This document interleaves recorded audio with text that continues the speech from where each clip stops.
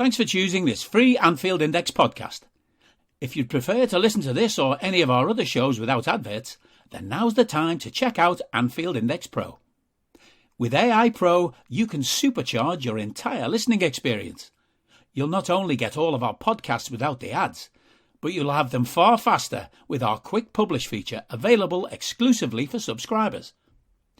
AI Pro also puts you in the heart of our sound studio, with an option to listen to many of our shows live and interact with the podcasters in real time as the shows are recording. Upgrading couldn't be easier. AI Pro is available on all popular podcast platforms, and we have our own apps for Apple and Android. Just head on over to AnfieldIndexPro.com and get started today.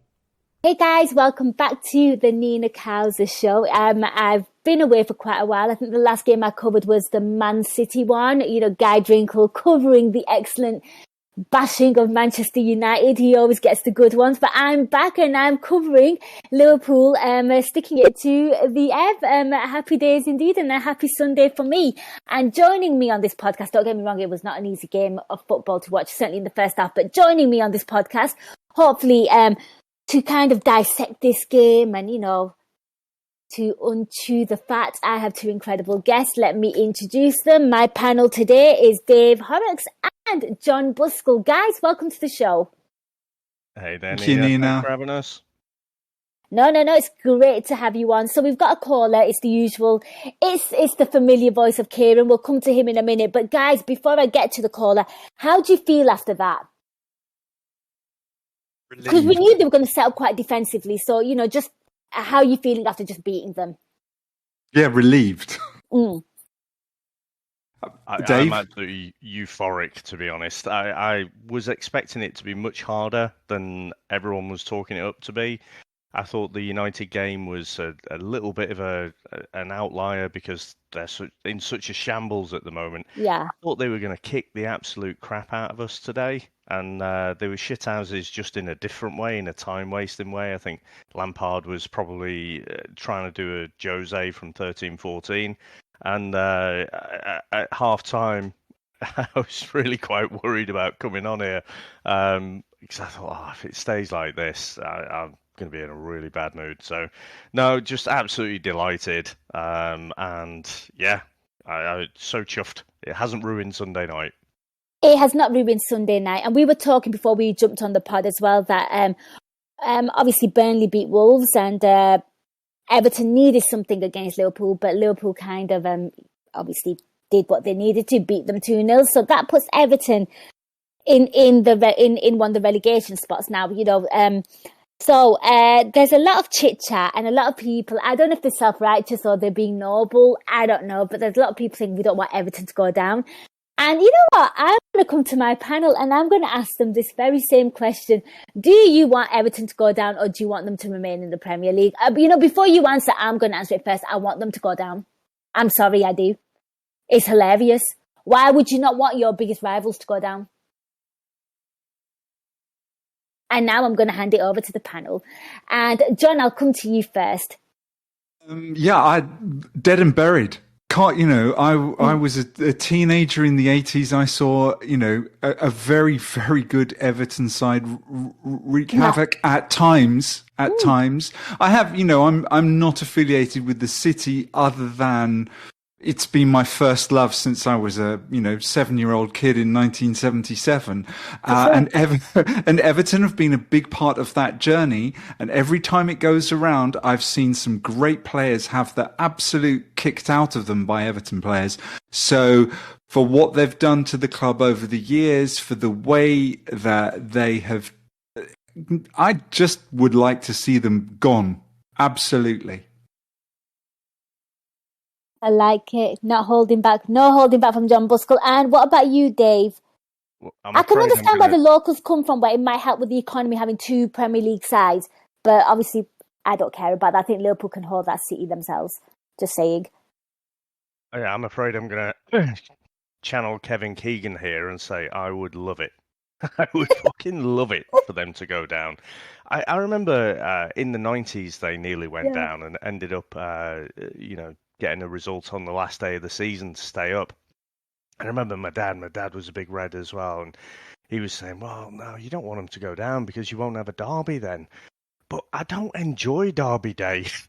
It's horrible, So, all right, at times over, the last few decades, very few times, you've had a good bit of banter and whatever, but it's got so nasty, so bitter.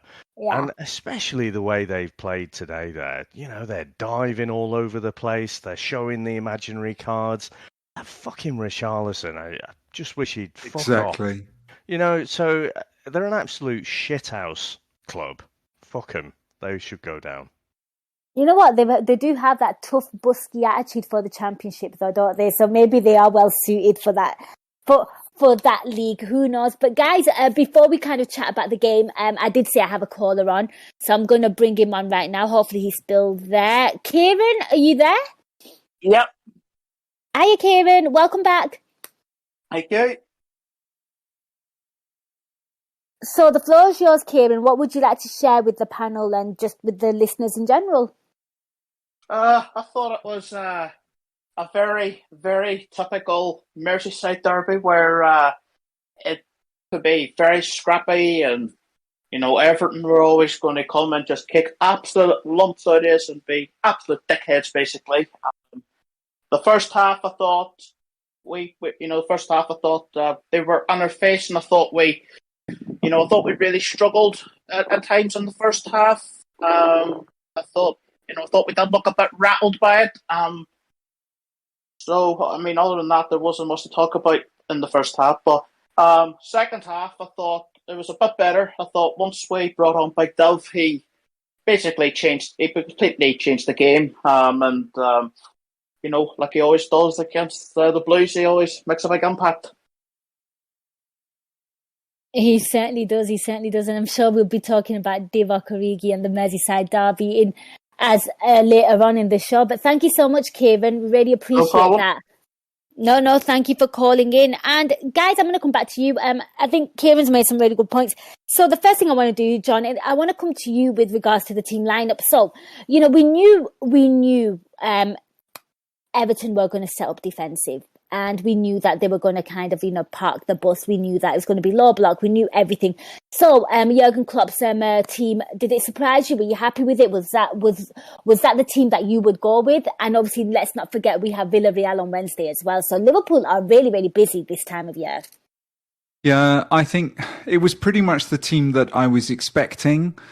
And it's probably pretty much the team I would have gone with. The only change, speaking as someone who has never managed an elite football club, I think the only change I had going through my mind was maybe Tsimikas instead of Robertson, because I don't really see any other game that Robertson would have got off between now and the end of the season if everything goes as it should. Maybe the Newcastle game, but then Robertson goes and scores. So what am I? Who am I to say anything? Klopp obviously knows exactly what he's doing. I think. The other thing that I thought when I saw the team sheet was, thank God Jordan Henderson is not starting. Because I think Henderson's mentality and having won as much as he's done in the game is going to be fundamental to what we will achieve or could achieve by the end of the season. And I think it shows, going back to Dave's comment really about Richarlison, I was screaming at this on Swedish TV, the commentator no, it's not really that much of a foul on Henderson. Richarlison pushes Henderson's leg as if to do damage. I mean, it was a red card as far as I'm concerned, and I was terrified that Henderson would get injured. And when he comes on to sort of play the final parts of the game, you could see straight away they were targeting him. So in terms of team selection, I thought Klopp protected Henderson quite well, actually. So I think he got it spot on. It's a really good choice. The result speaks for itself. No, absolutely. I think for me as well, Dave, was it was more like, you spoke about Henderson then, obviously he does come on later on. But for me, I like the combination of the midfield that Jurgen Klopp initially went with, the Keita, Thiago and Fab. And I think people have really been enjoying that. And I think, it needed an attack-minded response from Jurgen Klopp. So I think he fully... he knew exactly how Everton would set up in this game. Like there was no ifs and buts about it. They were not going to be aggressive. They weren't going to be on the front foot. Their intent was to defend, hold the line, and maybe hit us on the counter. Yeah, I mean, you'd have to say that's our first choice midfield. We Hmm. haven't seen it as often as we'd like, but by God, when it fires, it's a beautiful thing to behold. I think, with a lot of people that I saw on social media before kickoff, I was a little bit surprised that he did go with that strongest midfield because, again, we can't help it. We want to worship the fact that, one game at a time. We all know, we tell ourselves that, but we're like, yeah, but it's Villarreal on Wednesday, So I thought he was going to mix it up a little bit. Like John there, I thought Simicast might come in. We we don't need our full strength side to beat Everton. And so I thought this was the game to rotate. But after that initial slight surprise, I thought, you know what? I kind of like this. Just I don't know if you remember the Benitez days, but he'd always be rotating constantly. Yes. And he just never had the squad. Whereas now we do have a strong squad. And I suppose the only selection point where you'd say, well, it's probably not our strongest 11 is Diaz for Jota. But then, you can't argue with the goals that Diogo's put in this year. So, it was a really, really strong side. And honestly, I thought we'd have it wrapped up at half time. You would do, and this is it. You look at that team and you think, I'm really excited about that. So, guys, it was quite a frustrating half of football. And Dave, I'm going to stick with you because obviously we knew how they were going to set up, but and you kind of spoke about your initial thoughts at the beginning of the pod where you were watching it and you like the first half, you were kind of dreading it a little. I mean, for me, and I like to get your thoughts on this. For me, it was quite frustrating. I felt like, I don't know, I felt like we weren't quick enough. I felt like our passing wasn't sharp enough. I felt like our fullbacks weren't that involved in the first half as well, in terms of what they could produce in an attacking sense. But it was just kind of a bit like frustrating, and it was exactly how maybe you would expect a Merseyside derby. And I think there was some fisticuffs in the first half as well, wasn't there, with Doucouré and all these lot in the first half? I think it was in the first half. Yeah, it was near the end, wasn't it? But Yeah. I think that was a build-up of that frustration. I've got my notes here on 10 minutes, all very dull. Everton Yeah. players incredibly quick to dive. They're wasting time right from the start. Pickford is dropping to the floor every time he gets the ball. Every time he takes a goal kick, he's going to the opposite side. We'll come to Alisson in a bit, I'm sure. But, Yes. at that time, it was incredibly frustrating. And, there was an incredible payoff at the end.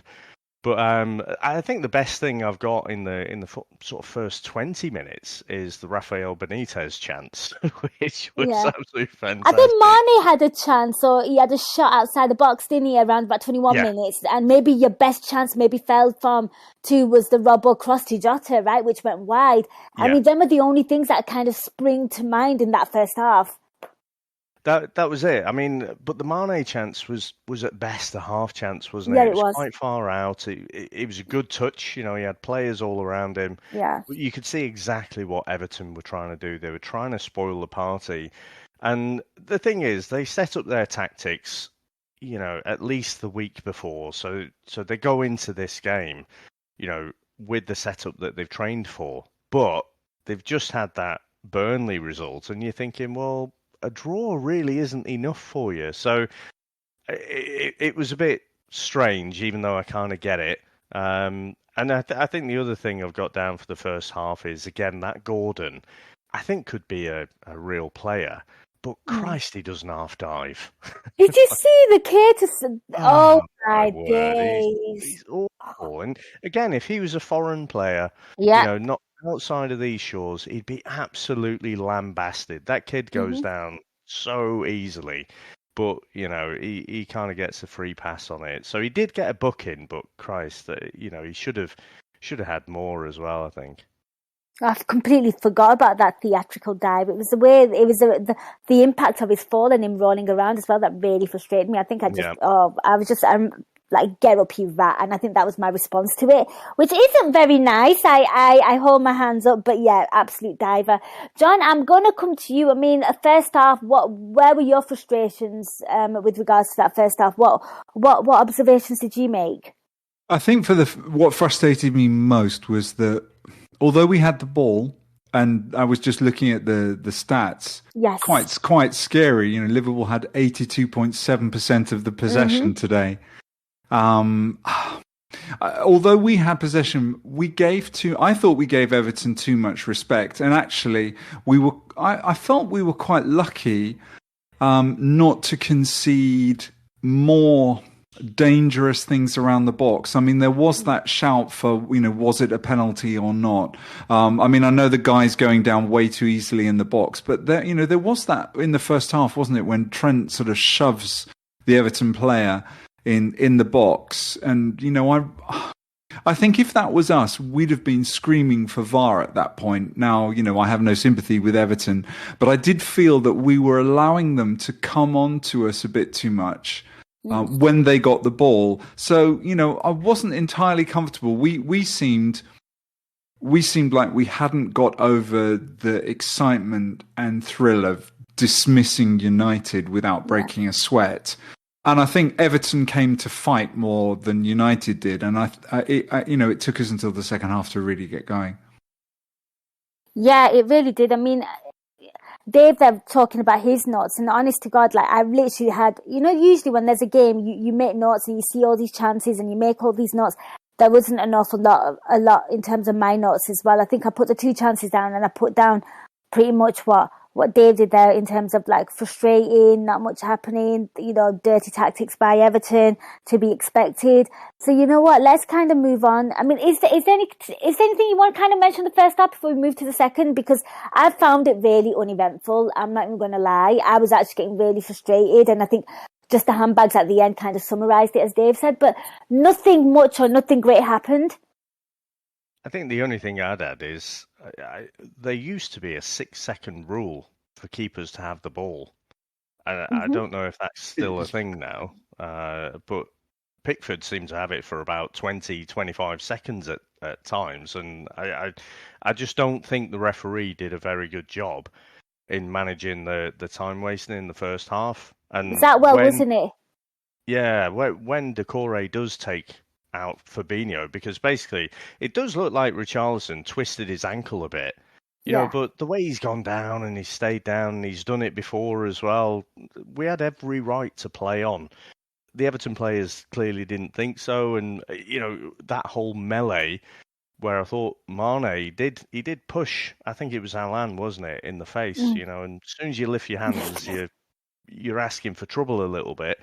I thought that whole coming together at the end there was purely down to the referee.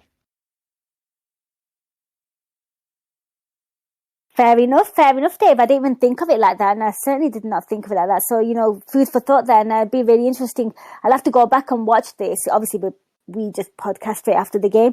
Second half then, Klopp, I thought he would have made some changes a lot sooner, John. I mean, he didn't. He let them kind of play out. I guess that's to be expected for Jurgen Klopp. He doesn't really make an early sub unless he's absolutely been forced to do so, be it injury or somebody having an absolute mare. But he did. What did you make of the first half? Because I felt like the second half, because I still felt like it still was played at a pretty similar tempo to the first, with those players. I'm with you on this too. I was getting increasingly frustrated. I wanted him to bring Diaz on because just looking at the way we were playing, looking at the way that Everton were playing, I mean, but Seamus Coleman on our right is incredibly slow these days, and I would have, I was just like, I want us down the flanks to really attack. Everton down the flanks, and I just felt, okay, we need to get Diaz on here to get things moving because, Jota has been absolutely brilliant. He's absolutely brilliant. He's scored an absolute stack of goals. I love him to bits.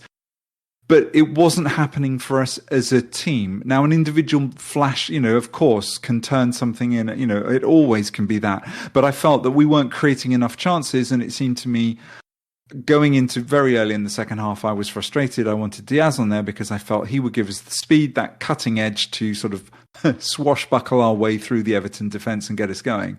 So as soon as that happened, yes, he comes on and he starts to make the difference. And of course, The romantic in me, I wasn't expecting Divock to come on when he did. I just love the guy. The first touch of the ball. His first touch, he sets up a goal and then he scores. It's just. So I was surprised to see him on.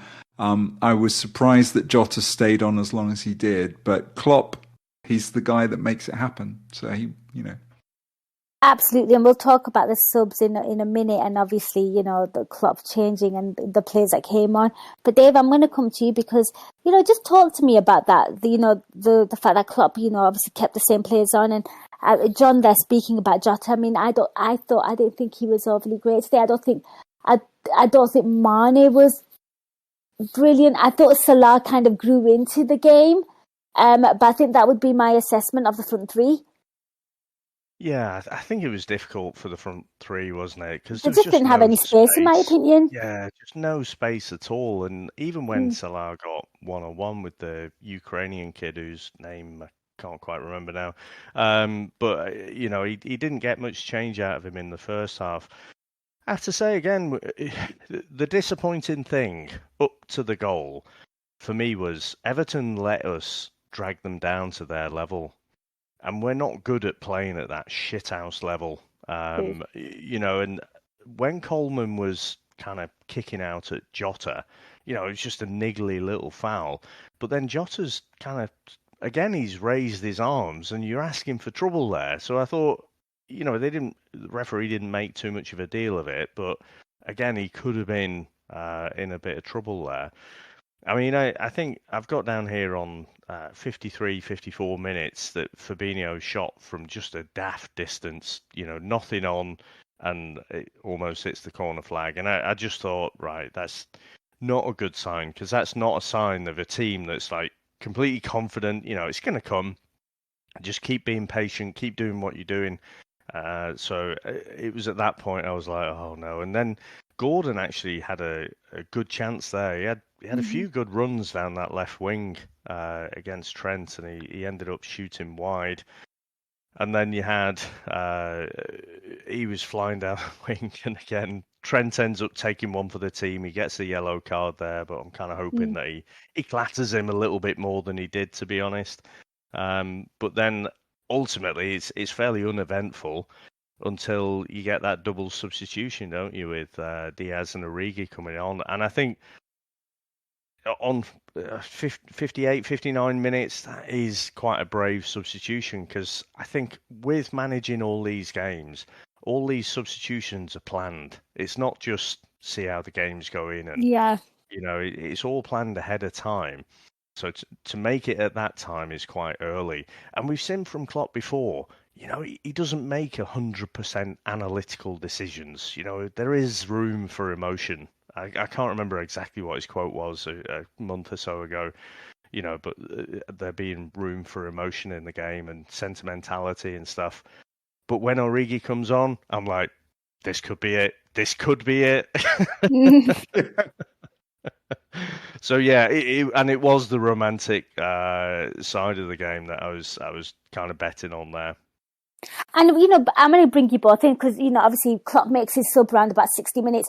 The game was screaming for Diaz. It needed just somebody to run at them. I think it needed that, and just a skillful player.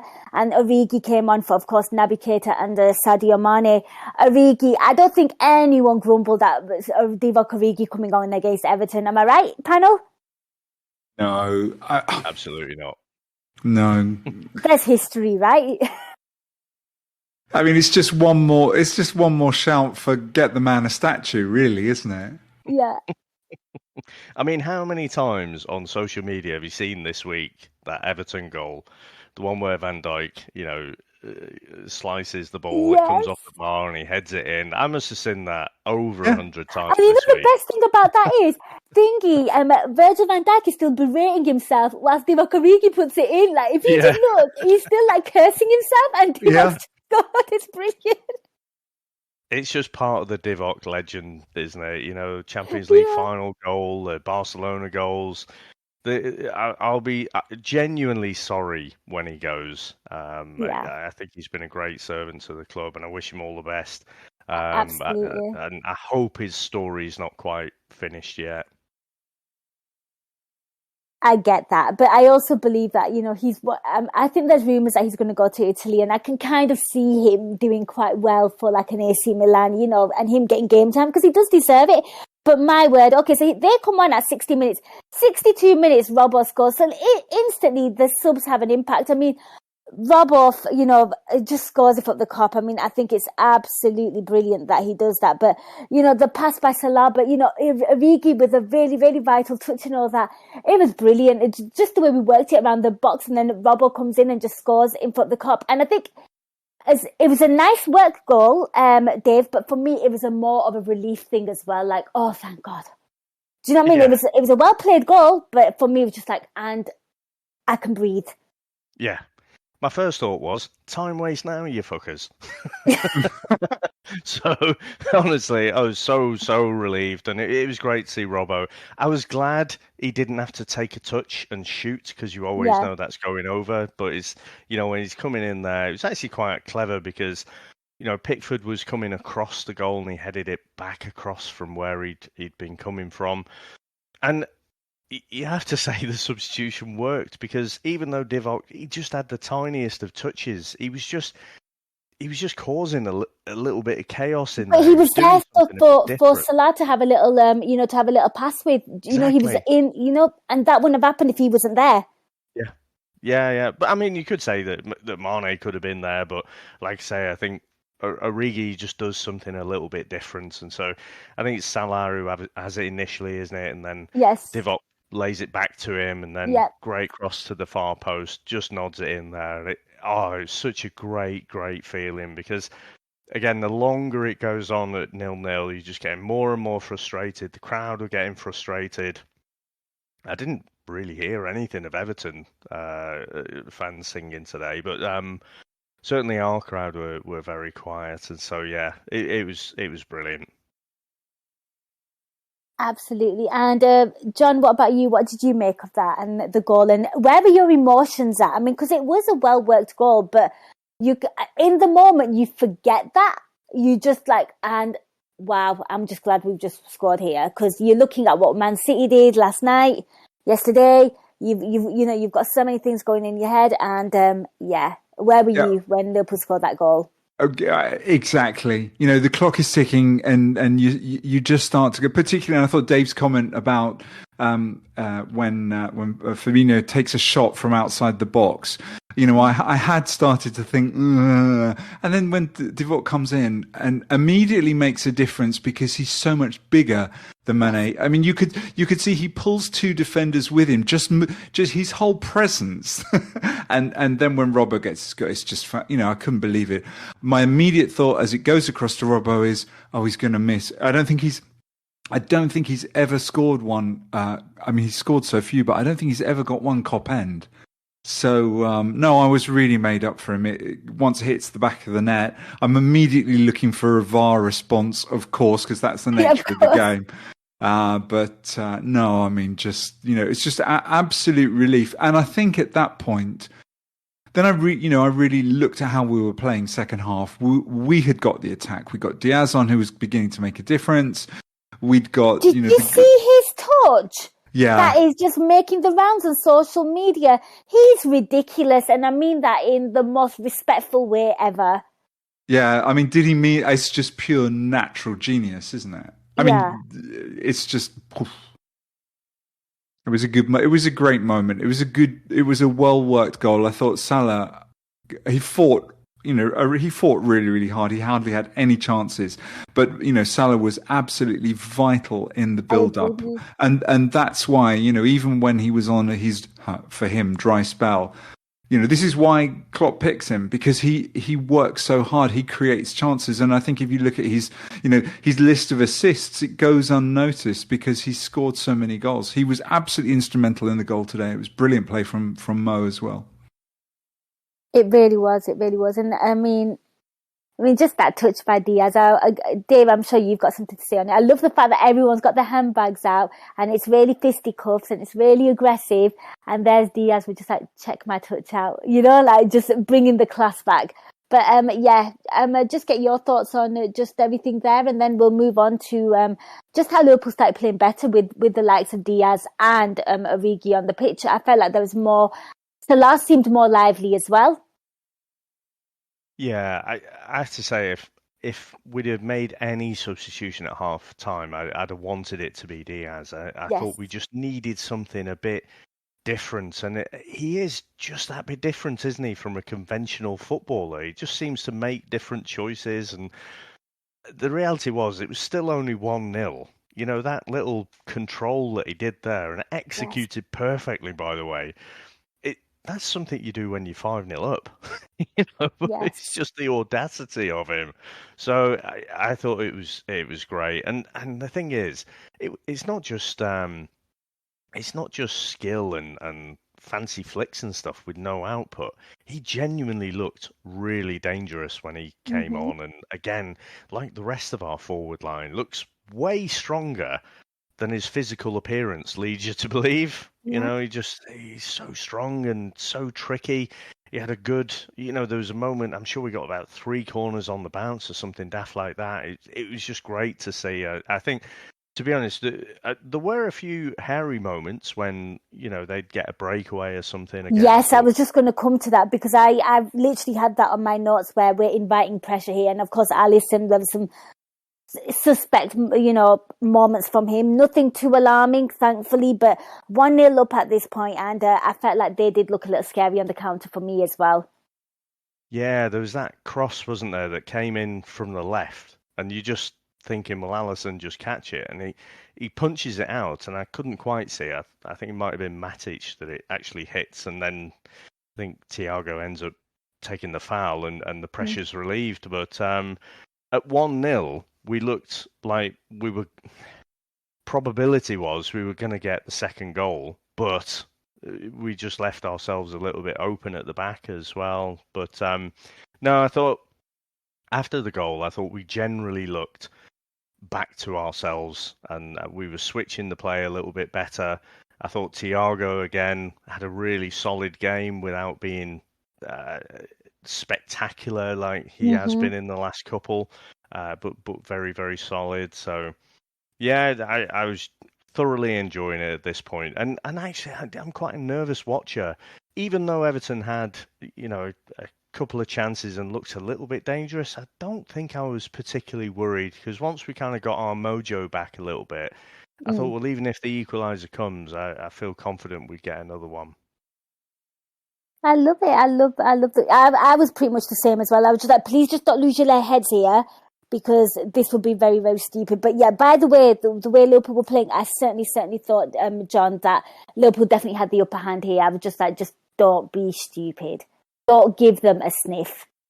Oh, exactly. I think, like Dave, my heart was in my mouth when Alisson decides to sort of punch it forward. It wasn't so much that he was jumping high. He seemed to be sort of jumping forward at waist height to punch the ball, which made me nervous. And I don't know about you guys, but with Alisson, his tendency, his penchant for playing the Cruyff turn, has made me very, very nervous. And I kept expecting him to, try one of those.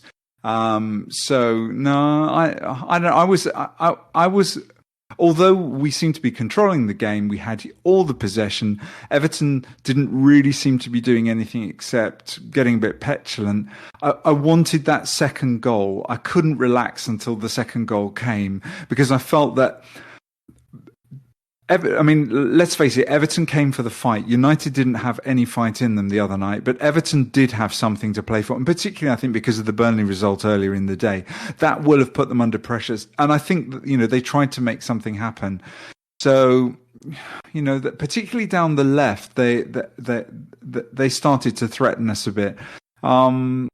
I don't know about you guys. I don't know how you felt that our defenders played today, but I think this was the first time, and I'm a huge Joel Matip fan, but I felt this was the first time that I maybe would have gone with Konate instead of Matip, because Konate's that little bit more physical, and given the physical nature of the fight and that what Everton were looking for, I did wonder if Kanate would have. The result speaks for itself, so it worked out okay. But I did start to feel that we weren't physical enough, and was Matip and Trent, because he was on a yellow himself. Were they sufficient to cope with the threat of Everton coming down that left? The result shows that they were, but that was really my source of stress through the second half.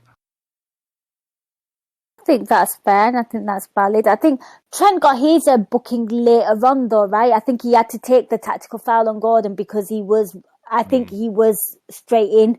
So, and luckily fouled him at a good place as well. That's where you do foul people if you're going to make that tactical foul. But guys, obviously Hendo came on for Jota. I think you were surprised to see Jota on for as long as that he was. Henderson comes on, and you know what? Again, absolutely bizarre, because on the 84th minute, all of Klopp's substitutes were kind of, in a way, involved in this goal. So, of course, Divock Origi has to score in front of the Kop against the Everton. But I think it was Hendo's cross, right, that led to Diaz's bicycle kick. And then Origi just pounces on it. It was just beautiful. It was just, for me, what I love about Divock Origi scoring is the smile on his face. I don't think he's realised what he's done. It was beautiful, though, wasn't it? And the thing is, when Diaz makes, to execute that acrobatic kick again, hats off to him. It was a good kick, even though it wouldn't have gone in. Obviously, it seemed to happen in slow motion for me. Yes, I'm watching it in the far post, and I'm kind of looking. I'm like, "Where's Divock in the box?" Sure enough, he pops up there, and it was a thing of beauty to just see him nod it in there. See Pickford scrambling away, and the back of the net burst. It was just fantastic, and then it's the result. There is that little bit of that time, that period where you're thinking, right, was he offside? Because he kind of looked a little bit, and then as soon as they showed the replay, you saw he was about 2 yards onside. So that was all good, but no, it's fine. And I hadn't made the connection. You're right, Nina, that it's all three substitutes combining, so can't really argue with that. Klopp got his subs absolutely spot on. I mean, I'm going to come to you, John. I think that goal went in around on the 84th minute. You can always rely on Divock Origi to save the drama towards the end of the game, but a little earlier this time round. But your thoughts on him just scoring and the build-up to that goal? Because again, I thought it was quite a nice build-up to that goal as well, because it was such a dirty, scruffy game. You kind of don't appreciate things till maybe later on. Yeah, I think firstly, I'm sure Jordan Henderson would have been champing at the bit completely to get on, just because of the kind of guy he is. Makes the play like that, and then when before it comes to Origi, I thought it was going to sort of go out of play. It didn't seem to be doing anything. There didn't seem any pace on the ball, and Divock seems to move so slowly. He kind of like ghosts through, and then the ball's in the back of the net. I couldn't believe it, and it's almost like, I can't think of many players that have such a sort of a fairy tale. I was a child through Fairclough, but this sort of whole super sub thing, and I was very conscious of that. But Divock Origi, he makes that whole super sub thing just pale into insignificance. Really, the number of times he's made such a fundamental difference. It's just brilliant, and maybe it did make me think, how many more twists are there in the tail for Divock? Because I was really surprised to even see him on the bench today. He hasn't appeared very much lately. He's not really been around the squad, and of course, it was Everton, so there was always going to be the chance to be on. I think the important thing to note here is that he is still that one player in the squad and in the strikers who is very different. He's a big physical guy who can push his way around and get into places that the other players don't seem to do. They seem to be so much more technical, or Fox in the box as Jota seems to be. But I love the fact that Divi is so different, seems to move at a different pace to everyone. Seems to, it's like there's a moment after he scored.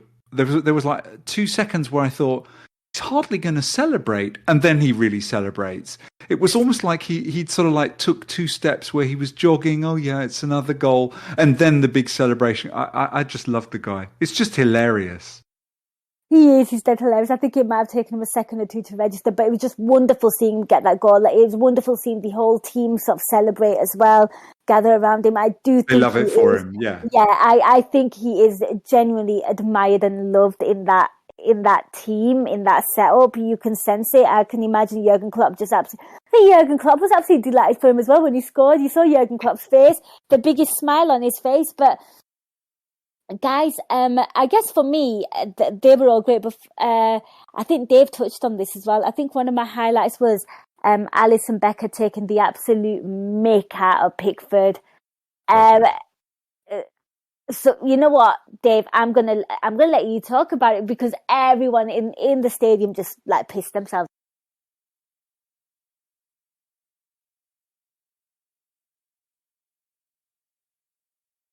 Laughing bit. Pros. John's mentioned about David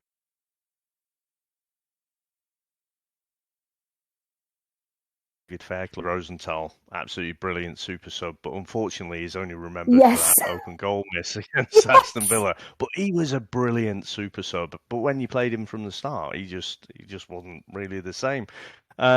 But yeah, I remember Suarez. Do you remember Suarez doing it against Moyes? Because Moyes was... when he dived in front of him, yes. Yeah, he was criticising him about the dive in, and then he just scores and then does a little dive. Absolutely brilliant shithousery. And the fact that, Pickford had done this, and I was honestly thinking, Frank Lampard's team talk was probably, guys, we've done this in 2014. We beat... Chelsea beat Liverpool 2-0. We just need to do that. We'll spoil the whole game. We'll get the crowd on their back, quieten the crowd and whatever. And then we'll try and nick something. And we won that day and we'll do the same here. So, it was ridiculous. And again, I put fault at the referee's feet, really, because he did absolutely nothing to stop that time wasting. So, of course Pickford's going to carry on doing it. So the fact that...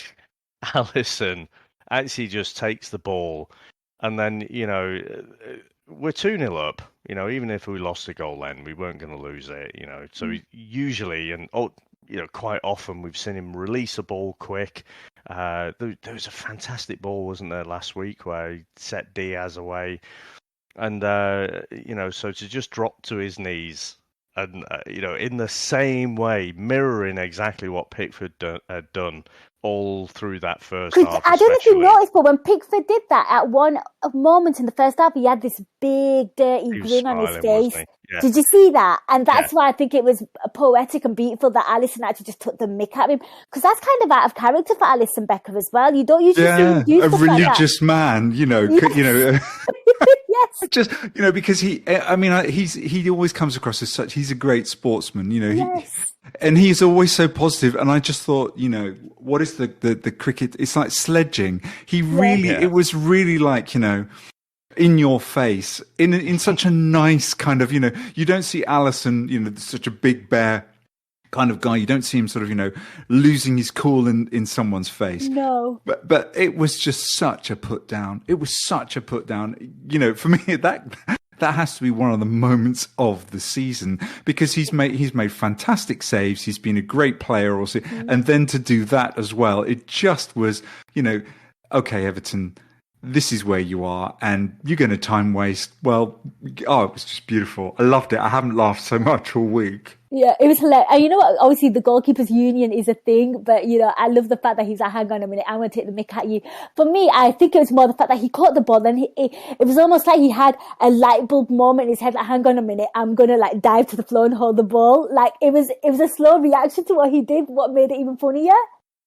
But I do think it was a brilliant moment, and I think they actually panned the camera on Pickford, and he just looked a bit. I don't know, what should we say? A little embarrassed, I think might be a better word for it. There's a lot going on in that second. Hey? I hope he did feel embarrassed because I remember Dibriol Cisse doing that. We were playing the semi-final of the Champions League, we were getting absolutely peppered. And Cisse, managed to win a free kick, and it's the last few minutes, and we are on our knees trying to make sure that we don't concede a goal and it would take us through. And he ended up winning a foul, and he just looks at the crowd, pumps his fist a little bit, because it meant something. But that was something like the 89th minute. You don't do that halfway through the first half, you short-arm prick. So, I absolutely hope that he does feel embarrassed about that. No, I think he really will, and he really should. Guys, I think we've come to the end of the pod now. Is there anything you kind of want to talk about before we move on to the man of the match? Any takeaways? I mean, I will say something, and then obviously, for me, I find that the more I watch Everton, the dirtier they're becoming. I don't know, maybe I'm just scarred from them psychologically in terms of what happened to Virgil van Dijk, last season. But to me, I just feel like if they can't beat you, they'll beat you up. They're that kind of team. Yeah, one of the dirtiest teams, yeah. Yeah, and I find that they've been getting more and more dirtier as I watch them. I don't know, that's just my takeaway from it. People might disagree. Maybe Everton have always been dirty. I remember once Steven Gerrard got sent off many, many years ago when he was a young lad, and obviously I was much younger as well. And I can't think which player he went to blows with, but, it's always been a physical encounter, the Everton game. But to me, they just seem more and more dirty. Maybe could it be because we are significantly better than what they are and they're falling apart? I don't know. Maybe it's an inferiority complex that's being displayed more and more and more. We've always been better than them, but I don't know what's going on there. But guys, anything you want to share, anything you want to talk from the game? Dave, I'll come to you first. Yeah, I'd just say I don't think they were at their dirtiest today. I think they have been dirtier in the past in terms of the shithouse tackles. And, we remember Van Dijk because of how we were decimated with injuries at centre-back. But don't forget, Thiago went out that game as well. Yes, he did. So, and that really, stalled his kind of Liverpool career. And, who knows what last season might have been like with a full-fit Thiago.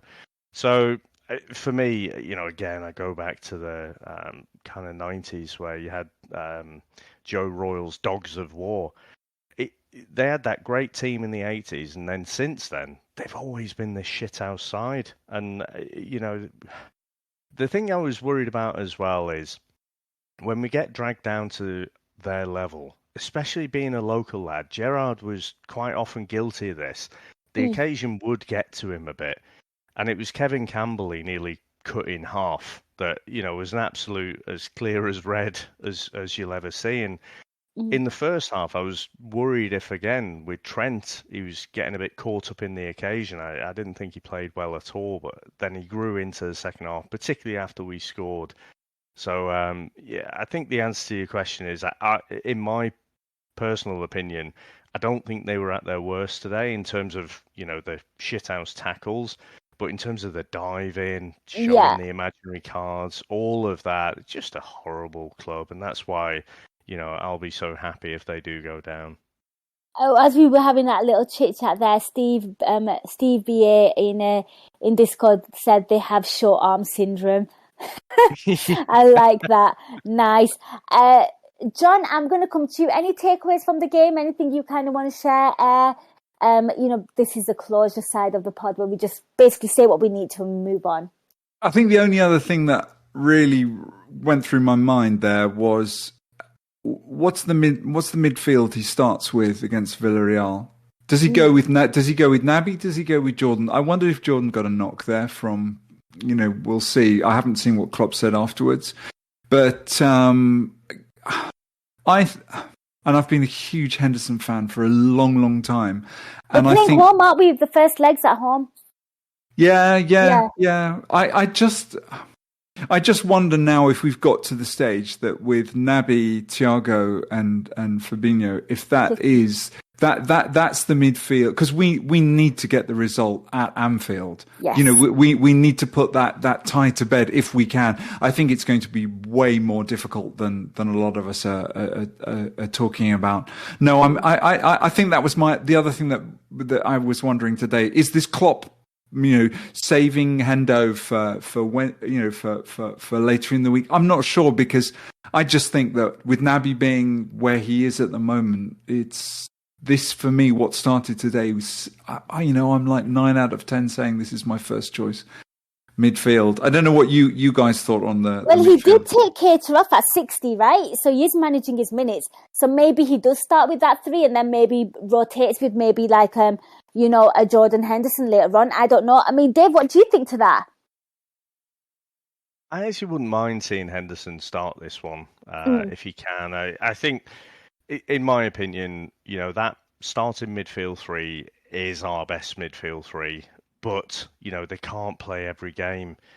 Now, they always say you can't win, a 2-leg tie in the first game, but you can definitely lose it. But I think this is a game where you might want to play, Henderson to start with. Probably still stick with, the way Thiago and Fabinho are playing at the minute, I'd definitely probably stick with them.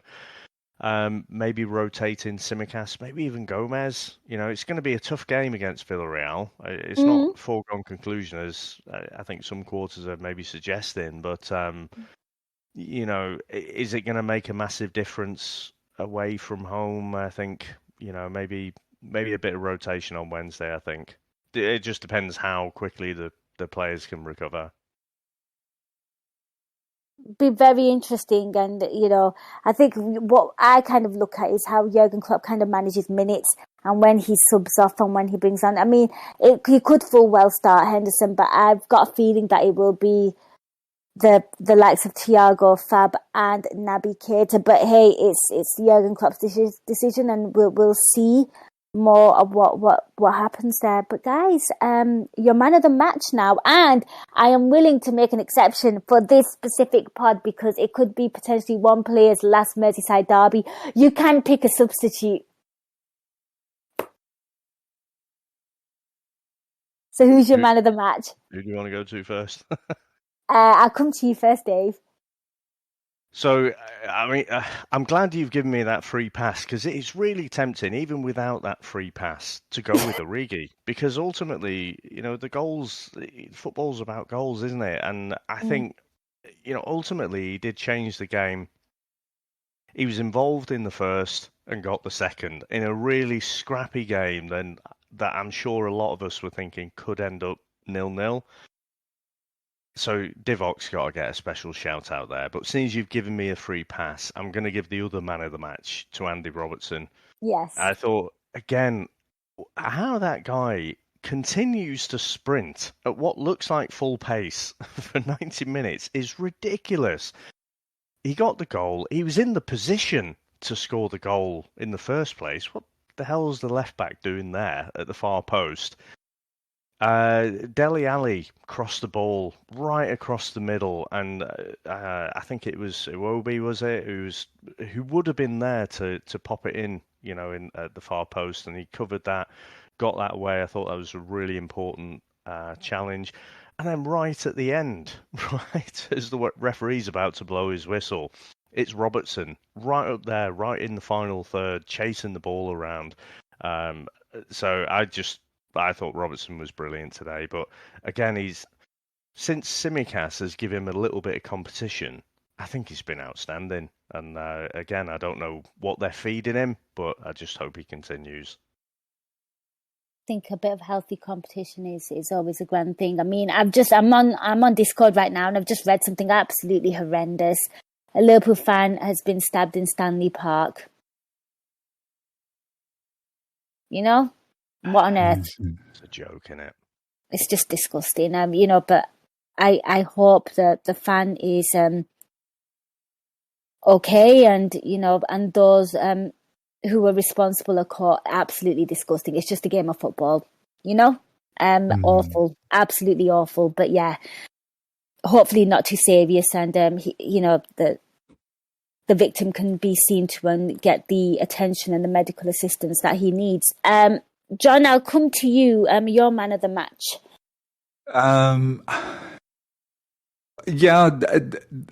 Origi, because he does make the difference. Yeah. He does make the difference. His first touch. Yeah. I know you gave the opportunity. I would give it to him. Absolutely. I also just think Virgil van Dijk deserves a mention because it was the captain's performance. You know, I've never thought he's that great a captain. I think he's great as a vice captain. But I've always thought that Milner and Hendo have sort of marshalled things well, taking the captain's responsibility. Virgil was excellent on two things. One, he cuts off some of the really offensive play that the Everton forwards have got coming down the flanks. You know, a couple of big runs, and I think that's he's never going to get past Everton, is he? After what they did to him last season, so that's in the back of his mind. And also, when it was handbags at all places, and they're all losing it with each other. Look at the highlights. Look at the role Van Dijk takes. Keeps things calm, doesn't let anyone get dragged into anything, but he stays on the referee to make, he's hounding the referee in the calm, cool Virgil fashion. I thought it was a really good captain's performance. He stepped up a level. So Origi, but special mention Virgil.